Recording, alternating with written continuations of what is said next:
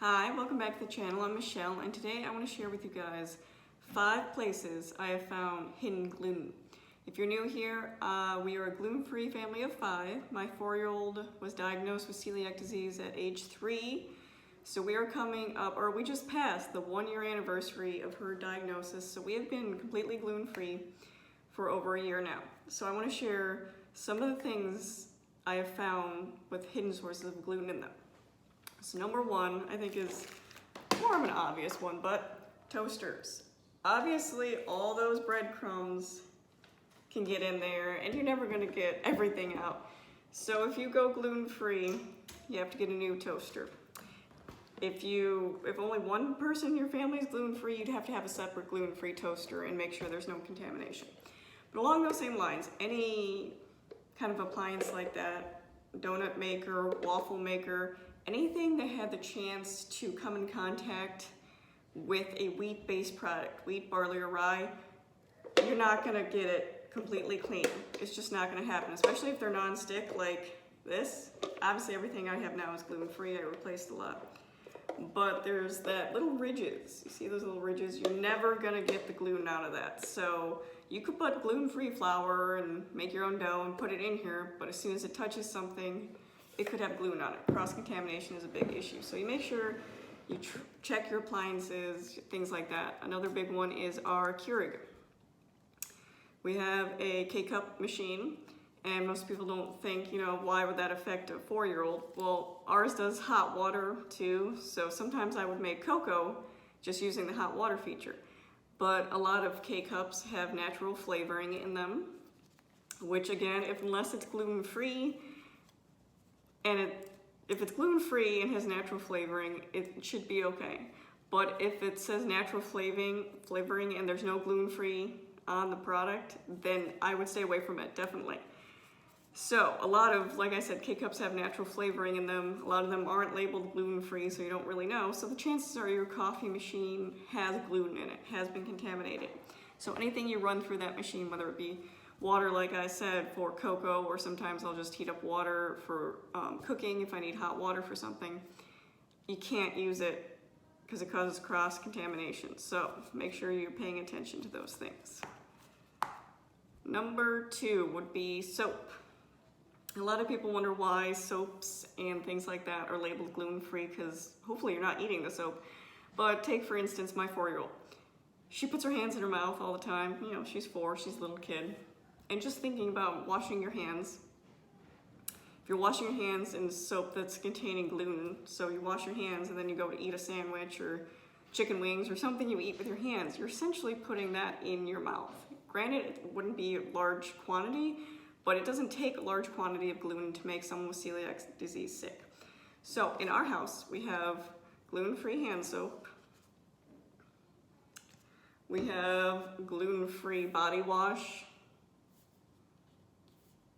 We have shampoo and conditioner that are all gluten-free, and it will tell you on the back, everything certified gluten-free. This might seem extreme, but again, it takes only a small amount to make my daughter sick, so it's not worth the risk to us. Dish soap, again, gluten-free. This doesn't say gluten-free on it, but I have an app that I use when I'm not sure about certain products. I'll put a picture up here of what I use to scan, and it'll tell me if there's any potential gluten ingredients in it. Same with toothpaste. Obviously, you're putting this in your mouth, especially my daughter. You need to make sure you're having gluten-free. So it will say gluten-free on the label. And same here, this is my 4-year-old's. It says gluten-free. And another thing, obviously, if you've been diagnosed with celiac disease, you need to change your toothbrush because you could have been using stuff that stuff that had gluten in it. So things you wouldn't normally think about that are important. And again, another thing is hand sanitizer. Hand sanitizer will not get rid of gluten. A person with celiac disease has to wash their hands before they eat. Celiac disease, it's just a small amount will make you sick, gluten. So especially in school settings, I know a lot of times they use hand sanitizer instead of having the kids wash their hands before eating or doing any of that. So that doesn't work for my daughter. She has to wash her hands. So number 3 would be cosmetics. Now, things like lipsticks, chapsticks, these are things you're obviously putting on your mouth. You're ingesting them, pretty much. So we obviously get gluten-free chapstick in our house. The EOS brand, EOS, is gluten-free. It'll tell you on the label. And then my daughter's obviously not old enough to wear makeup right now, but there are some brands that offer gluten-free options. I know Beauty Counter has certain items. They will tell you if it has gluten. One company I found that works really well is 100% pure. Really clean ingredients. I actually used this before we went gluten-free, and there's only one item of their entire makeup line that has gluten, and that's one of their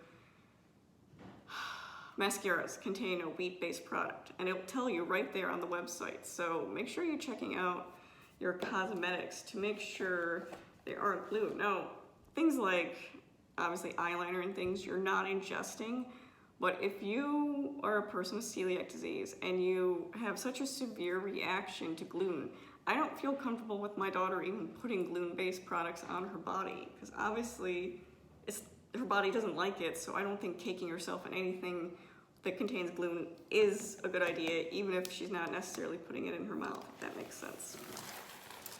Right. Another area is pots and pans. So pots are a big one, because obviously you can wash things like this, but if you look in here, I don't know if we can see it, in a handle, usually where there's a handle attachment, there's holes. So if I had ever made gluten-filled pasta, so regular pasta, whole wheat pasta in here, the gluten would get stuck in those holes. And no matter how much I scrubbed or cleaned, it's never really coming out of the crevices of those holes. So if I made gluten-free pasta in this for my daughter, there's a chance that there could be cross-contamination in it. Obviously, this is a new pot, so that's not an issue. But think about that with restaurants. You know, are they using the same pots and pans to cook the gluten-free food as a regular food? Cross-contamination is probably the biggest issue we faced. And same things like baking pans. Look for things with crevices. That can stay in there. Anything that is non-stick will hold gluten in it. So think about baking sheets. You see the discoloration on this. This is a non-stick, so the patina, I think it's called. Gluten will stick to that, and there's no way to get it off. So when you go gluten-free, especially for medical reasons, you pretty much just have to replace essentials like this, which we ended up doing. We replaced a lot of our pots, pans, things like that, because my daughter was retested about 6 months after we went gluten-free, and she was still being exposed to gluten, even though all of our food and soap and everything was gluten-free. We weren't going anywhere or restaurants because we were in the middle of a pandemic. So I knew it was coming from a cross-contamination issue. So at that point, we just replaced a bunch of pots and pans to be on the safer side. And the last thing is specifically relates to my daughter. She's younger. Is paint supplies, art supplies. Obviously, Play-Doh, if you didn't know, Play-Doh has wheat in it, which I don't know why they can't come up with a different way of doing it, but my daughter can't use any type of Play-Doh, so we actually use gluten-free Play-Doh. And there are recipes to make your own gluten-free Play-Doh as well. But think about finger paints, things like that, things that they're putting their hands in, that could potentially, you know, they could touch the face, they could touch the mouth. They have to make sure they're washing their hands, especially in preschool age groups. I know when my 8-year-old went to preschool, they did different craft projects, you know, the macaroni necklaces. Obviously, you need to make sure you're using supplies like that that are gluten-free, especially if your child's in school. They need to be, the teachers, everyone needs to be aware that art supplies can have gluten-containing ingredients. I know for Christmas time, they made gingerbread houses, graham crackers, candy. All those things can have gluten. Obviously, in our house, we have, you know, gluten-free candy, and it's pretty easy to find gluten-free candy. You don't have to get specialized candy. It will tell you on the back if it's gluten-free. And if you're not sure, you can always look it up.